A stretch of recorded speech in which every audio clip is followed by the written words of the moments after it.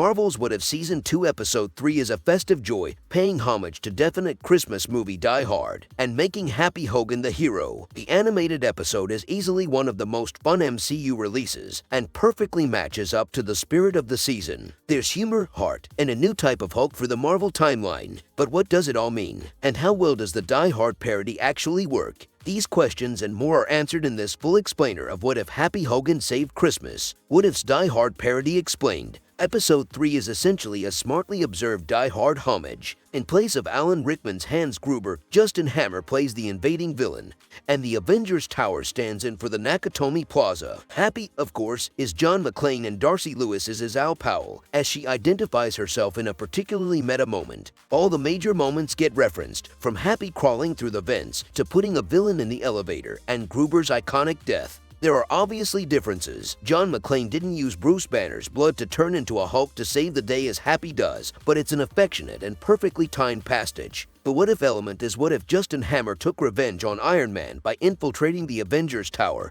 and taking over the defense systems, including the Iron Legion. Naturally, it just so happens that the Avengers are out on promotional duties and Jarvis is down for repair. Ultimately, Happy takes down Hammer himself after accidentally being transformed into a Hulk when the original plan to reboot the tower's defenses with a backup AI fails.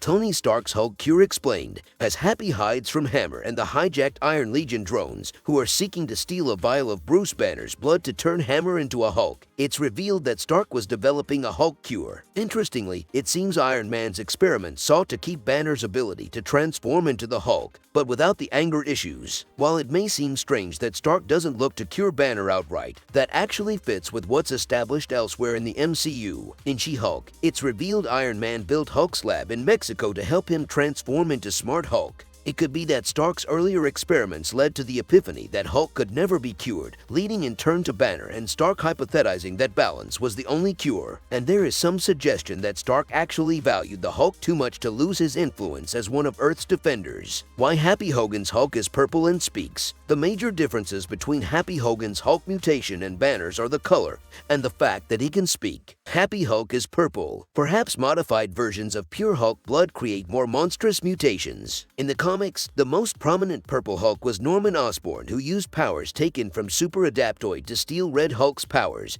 and transform. His purple coloring is never really addressed. But the other purple Hulk from the comics suggests the color links to incredible evil. In Incredible Hulk number 371, Hulk is possessed by Shanger, the Sorcerer Supreme of the Dark Dimension. Possessed, Banner became Dark Hulk and turned purple. Happy's purple Hulk would break the trend of supervillains turning Hulk purple, though he does visibly fight the influence of the Hulk with his own personality. So perhaps purple here does also mean evil, and Happy's true superpower was just being enough of a great guy to counterbalance it. What is clear is that whatever Tony Stark did to Bruce Banner's blood, it created an early version of in-game Smart Hulk, because Happy is still able to talk when he becomes Purple Hulk. Notably, both the original Hulk and Abomination were limited in their ability to talk, because neither were able to control their rage. She-Hulk was an exception, because her experience as a woman trained her to control her rage, so she never lost control entirely. Happy explicitly mentions Stark working on a means to control Hulk's anger issues, suggesting the key to communication is simply not being angry.